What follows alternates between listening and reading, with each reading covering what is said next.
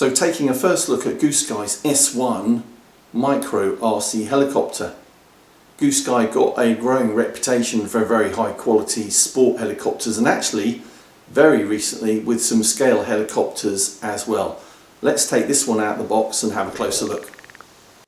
So first thing to say, it does come in this very nice foam box, so you can keep it out of the way and on the shelf where it won't get any damage.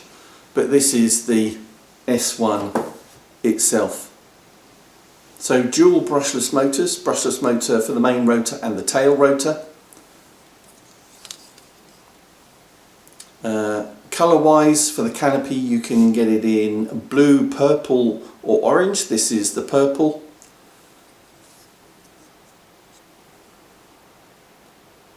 And you can order it with 2 or 3 batteries.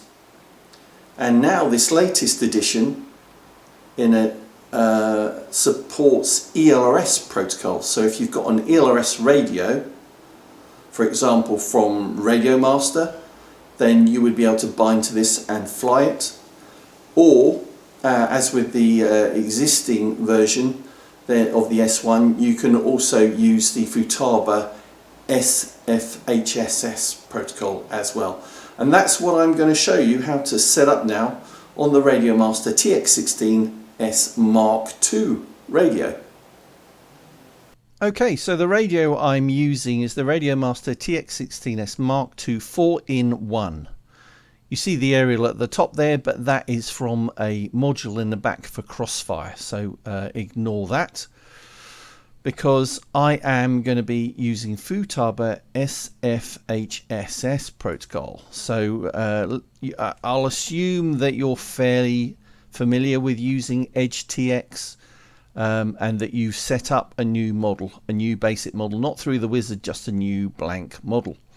So I've given this the name GOOSKY S1 as the model name. I group my helicopters together with a heli label, and I'm going to use the internal board, internal RF. So click on that, and that allows me to specify the protocol I want to use. So I select multi Futaba, and then the RF protocol itself is SFHSS. Moving along to the heli setup tab. I don't actually have to do anything here, just move across. Flight modes, nothing. I'm not going to use flight modes here, but the basic inputs should have already been set up for you. So the channel order is aileron, elevator, throttle and rudder, and just leave those as they are default. But then all the work, most of the work is done on mixes. So channel 1 is for aileron, channel 2 is for elevator. Just keep it simple, nothing to change there. Channel 3, we are going to introduce the use of curves, the 3 throttle curves. So I'll show you the curves more towards the end, but you could just set up throttle on channel 3 and then come back and set these on a 3-position switch. I use SE. Scrolling down a bit further on this mixes tab, channel 4 is rudder and channel 5 is mode. Got this on a 3-position switch SC, but it doesn't need to be, it could be on a 2-position switch if you prefer.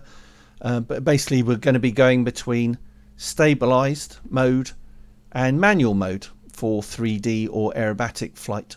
Channel 6 is going to allow me to select my pitch curve between P1 and P2 pitch curves. So P1, you can see there I have tied it to SE, which is in that position is going to be my lowest head speed. So the P1 pitch curve, as you'll see later, does not give me a lot of negative pitch. Basically, it's going to make it easier for a first time or a relative beginner on a collective pitch helicopter like me.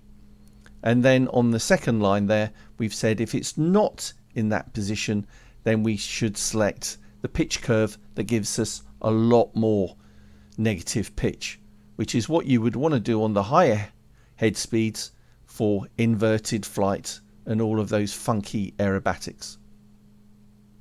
Moving along to the outputs tab, and the only change you need to make here is on channel 1 and channel 4, which is aileron and rudder respectively. These need to be reversed, and you can see the symbol that indicates they have been reversed there. Moving along to the curves tab, there are 4 curves to set up, 2 for pitch, 2 for throttle. The first pitch curve, P1, is the pitch curve that has the least amount of negative pitch for us beginners. So -6, -2, 0, 40 and 75, that 5-point pitch curve. P2 is the one that has the full range of pitch from extreme negative to extreme positive, allows for full aerobatic 3D flight. -100, -50, 0, 50 to 100.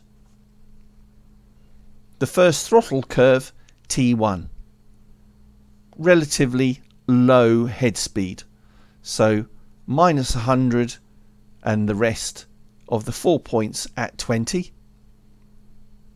T2 at 30 and T3 at 46.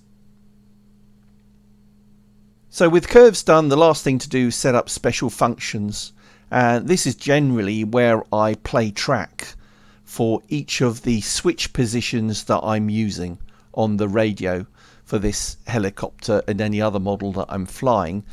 But one very important thing that is not about playing a track, but is what you do on the special functions, is where you set up the ability to arm and disarm. And for a helicopter, I think this is very important. You don't want to inadvertently move the throttle and, by accident, and or another switch like one of the head speed idle up switch positions. You wouldn't want to knock that switch and it suddenly start up by itself. You want a master kill switch, really, so that you know definitely whether the helicopter is armed or disarmed. So SF1 is a special function to override channel 3, which is the throttle, and you set that to -100, the most negative throttle position, so that when the switch is in that position, SF in the back position, it will basically not allow any of the other switches to start up the motors and potentially cause an accident. Along with that, the SF2 and SF3 are to play the tracks for arming and disarming, and all of the other special function lines I've put in here are to remind me of what I'm doing when I flick those switches. And I sometimes do that before I've even plugged in the flight battery into the helicopter or any of my RC airplanes, so that I can remind myself what each of the switch positions does, because it can vary between our models, between our helicopters and on our jets, what these switch positions do. It's important to set up these tracks on these switch positions so that you can be reminded of that, both before, when you're preparing for flight, but also while you're flying as well. So that's the radio setup done for this helicopter. The next step is to actually bind the receiver to the radio. Now, before you do this, I strongly advise, I'll actually insist that you remove the blades from the helicopter. It's very quick to do, but should anything go wrong, then it will save your fingers or certainly a few cuts. So remove them before you do this binding, and even before you plug in the flight battery for the first time. It's the best thing to do until you're happy that the radio setup as it should be. So you need to know where the bind button is, and it's here on the side of the board at the top. And to bind to the Futaba protocol, you need to hold down that bind button while you plug in the flight battery. Obviously your radio transmitter should be on, and it needs to be within about 1 meter of the helicopter as well. Binding won't work if it's any further away than that. Just in case that bind process does not work, then the next thing to try is to put the radio transmitter itself into bind mode, and you do that by going back to model setup and the internal RF tab, scrolling down until you see the bind button, and then press on that and it will go yellow, and at that point it's waiting to see a close by receiver that's also in bind mode. After it's bound, click that bind button again and it won't be yellow any longer, and hopefully you should be bound by then, and all your stick movements should work. And also when you click the mode to go to between stabilized and manual modes, you should see the lights change on the board on top of the helicopter. So that should be it. Let's take it to the flying field. Okay, so here we go, first flight with the GOOSKY S1.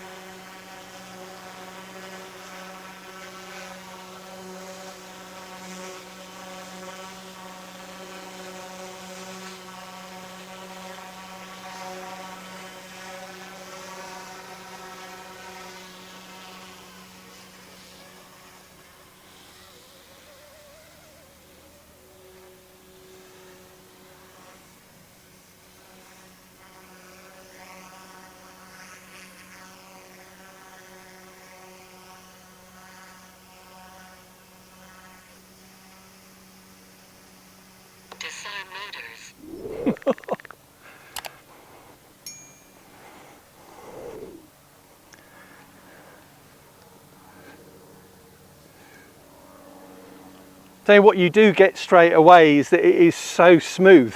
It's so smooth. There's a little bit of wind, but oh, it's so precise. You just get that feeling straight away on the sticks. So the programming works, but you may fly and want to change my programming and the curves and everything like that. Just go ahead and do that as you see fit. You might want to tune it flight after flight and to your liking. But thanks for watching. The link for this is in the video description and pinned comment. Just a great combination.